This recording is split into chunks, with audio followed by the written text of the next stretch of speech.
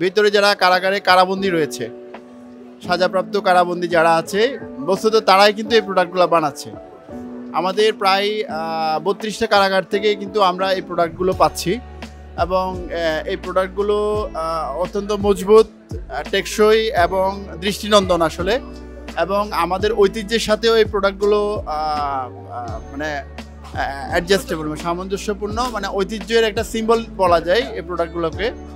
তো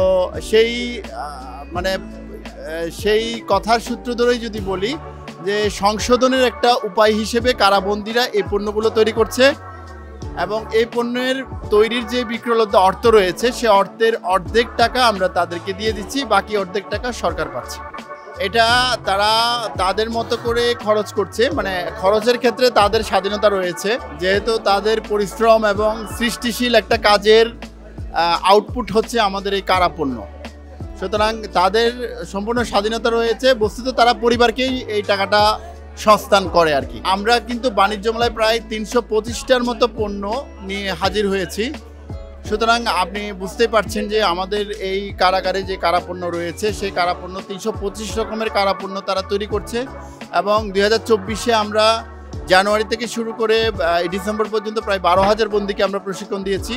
সেই 12,000 বন্দীর যেই রিসোর্স আছে আমাদের, তারাই কিন্তু এই পণ্যগুলো তৈরি করছে। কাঁচামালের ক্ষেত্রে যদি বলি, আমরা কাঁচামালগুলো কারা কর্তৃপক্ষ তাদেরকে সরবরাহ করে থাকে, এটা কর্তৃপক্ষ সরবরাহ করে, কারাবন্দীরা তৈরি করে, এটাই হচ্ছে প্রশ্নের উত্তর। এগুলা আমরা কিন্তু কোনো লাভজনক প্রতিষ্ঠানের মতো মানে মুনাফাকে ভিত্তি করেই কিন্তু কারাপণ্যগুলো কারাগারের যে বন্দীরা বানিয়েছে এই পণ্যগুলো কিন্তু মেলায় প্রদর্শন করছি না। এটা হচ্ছে সংশোধন এবং পুনর্বাসনের একটা অংশ হিসেবে, সমাজে যাতে করে তারা ফিরে যেতে পারে সুস্থ মানুষ হিসেবে, অপরাধ না করে, সেই সূত্র থেকে কিন্তু আমরা এই কারাপণ্যগুলো প্রদর্শন করছি।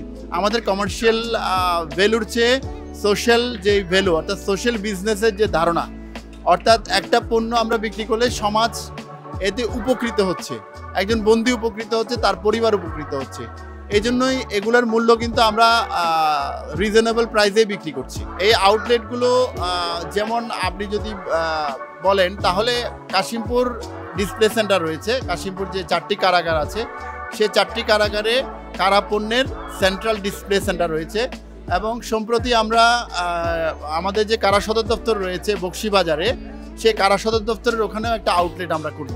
আমাদের আউটলেট প্রত্যেকটা কেন্দ্রীয় কারাগারে একটা করে রয়েছে, যেমন কুমিল্লাতে কিন্তু একটা আছে, রাজশাহীতে একটা আছে, চট্টগ্রামে আছে, এভাবে রয়েছে, সিলেটেও আছে এবং জেলা কারাগারের ক্ষেত্রেও যেখানে উৎপাদন হচ্ছে সেখানে কিন্তু আউটলেট রয়েছে।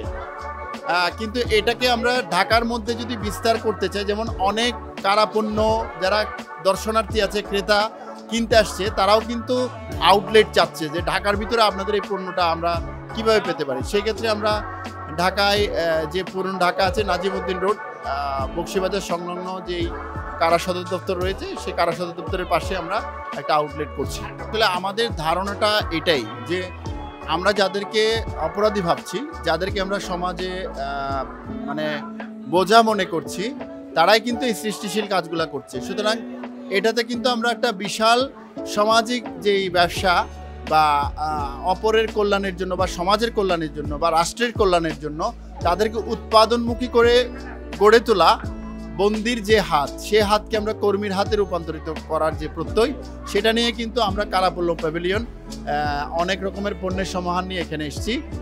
অবশ্যই সেটা সম্ভব। আমি আমার কাস্টমারদেরকে বা আমার ক্রেতা সাধারণ যারা আছে বা দর্শনার্থীদেরকে বলতে চাই যে কারাপণ্য কিনুন এবং যারা ভিতরে রয়েছে, যারা সৃষ্টিশীল কাজ করছে, যারা উৎপাদন করছে, তাদের সহযোগিতা করুন।